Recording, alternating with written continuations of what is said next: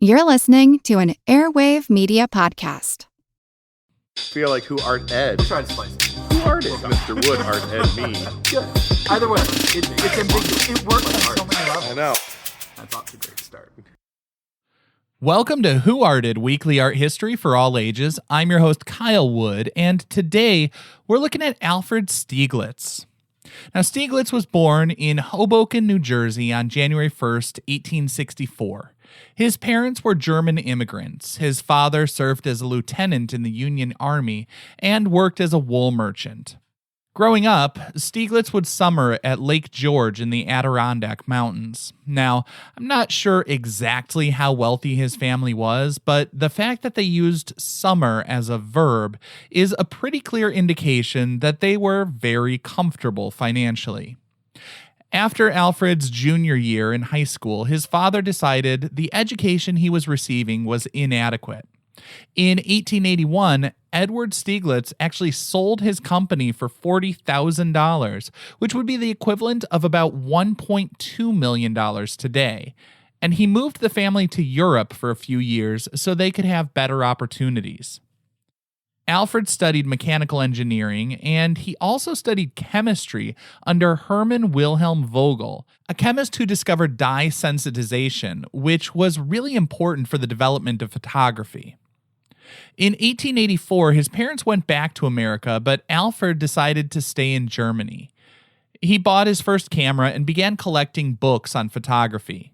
Then he traveled through the Netherlands, Italy, and Germany taking photographs.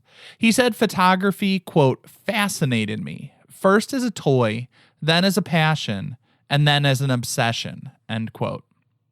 While Stieglitz was trained as a scientist, he was fascinated by the potential of photography as an art. Now, because the famous work we're talking about today, the Steerage from 1907, is so much about economics and social status, I think it's important to point out that Alfred Stieglitz came from money. While he was in Europe, he got a monthly allowance of $1,200, which would be the equivalent of about $37,000 today. When he came back to the U.S., his dad bought him a company so that he could work in his chosen field. But apparently, Alfred didn't really like to sell his photographs. It seems he treated his photo company more as a means of supporting his art rather than a typical business aimed at turning a profit. He did pay his employees a decent wage, but the photochrome engraving company rarely turned a profit. Stieglitz did gain a reputation for his quality photographs, though, and people liked his articles about photography as an art medium. In 1893, Stieglitz became the co-editor of the magazine The American Amateur Photographer.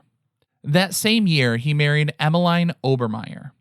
Now, she was the sister of a close friend and business associate, and she had inherited a lot of money from her father, who owned a popular brewery. While both were born into a great deal of wealth and privilege, they didn't have a ton of other common interests. Stieglitz lamented the fact that she did not share his passion for photography and art more broadly, and he often talked about how he regretted the marriage. Skip ahead a few years. It's May 14th, 1907. His daughter Kitty is 8 years old. Alfred is set to take the family on a vacation in Europe. Emmeline is eager to see relatives in Germany, and she looks forward to shopping in Paris. But Alfred, he's miserable. He feels uncomfortable mingling with the wealthy elites in his social circle. He would later recount, quote, "The first-class atmosphere of the ship was unbearable. I longed to escape the company of the nouveau riche. Desperate, I sought refuge as far forward on the deck as possible. At the end of the deck, I stood alone, mesmerized by what lay below in the steerage." End quote. Stieglitz said he wanted to escape from the trappings of first class. He wanted to mingle with those on the lower decks, although on some level, I have to say, I find that a little irritating. I mean, the dude was literally looking down on a bunch of people and fantasizing about what their experience must be like. But let's consider the reality for a moment. This was a ship heading east to Europe rather than arriving in the U.S. Those pictured in the steerage were likely people returning home after laboring on a temporary visa or denied entry to the U.S. and forced to head back. While Stieglitz may have been unhappy with his choice of partner and a little irritated with the people in his social circle, I don't think he would really like to have been one of the people in the steerage, and he liked to say that he was sympathetic to the downtrodden, favored policies that welcomed immigrants, but he only favored welcoming well-educated and highly skilled immigrants. I feel like if it were up to him, the plaque on the Statue of Liberty would have said, "Give me your best, brightest, most upwardly mobile, yearning to get a little more." It all just reeks of a man who could not tell the difference between hitting a triple and simply being born on third base. But he apparently felt or wanted to feel some sort of connection with the hoi polloi down in Steerage. He said he felt compelled to grab his camera in an attempt to capture that connection with the people and their interactions. His camera, at that time, used glass plate negatives, and he only had one glass plate ready to go, meaning he only had one shot to capture the moment. The photograph goes beyond simply documenting an event. He captured ideas and a feeling that resonated with quite a few people. For many, the image feels political, as it speaks to the experiences of people yearning to come to America and those being turned away. The photo captured by the son of immigrants who lived the American dream shows those for whom that dream appears to be just out of reach. There's a fragmentation that seems both literal and figurative as the gleaming white bridge cuts through the picture, but also there's a social divide between Stieglitz, the photographer with comfortable first-class accommodations, and the passengers on the lower deck, commonly referred to as the steerage. A reporter who traveled undercover in 1910 wrote that during his time on the steerage, he regularly had to remove worms and other bugs from his food prior to eating it. Now, somehow, I doubt Stieglitz was identifying with that aspect of their journey.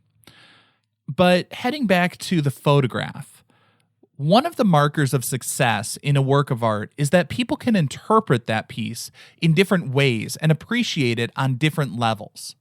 While many have an emotional reaction to the piece or see political implications, Stieglitz himself seemed to look at it through a more formalist lens, saying, quote, "On the upper deck, looking over the railing, there was a young man with a straw hat.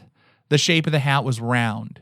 He was watching the men and women and children on the lower steerage deck.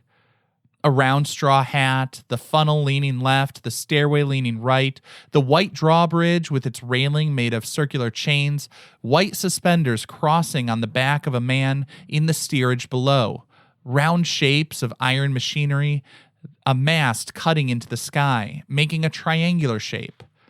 I saw shapes related to each other. I was inspired by a picture of shapes, and underlying that, the feeling I had about life." End quote.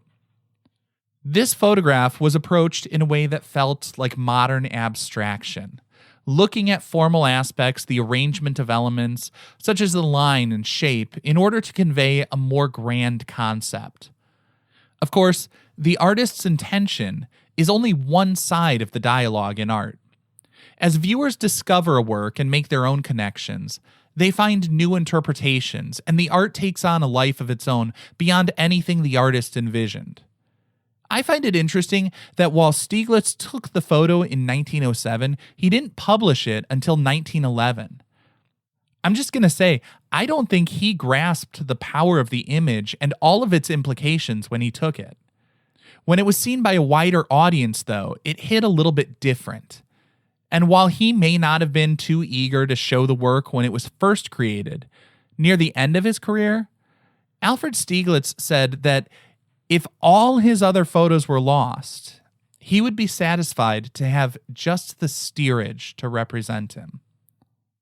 This concludes this week's episode of Who Arted, part of the Airwave Media Podcast Network. If you found this tolerable, please leave a rating or review on your favorite podcast app. You can find images of the work being discussed this week and every week on social media at Who Arted Podcast on Twitter, Instagram, and TikTok, and of course on the website whoartedpodcast.com.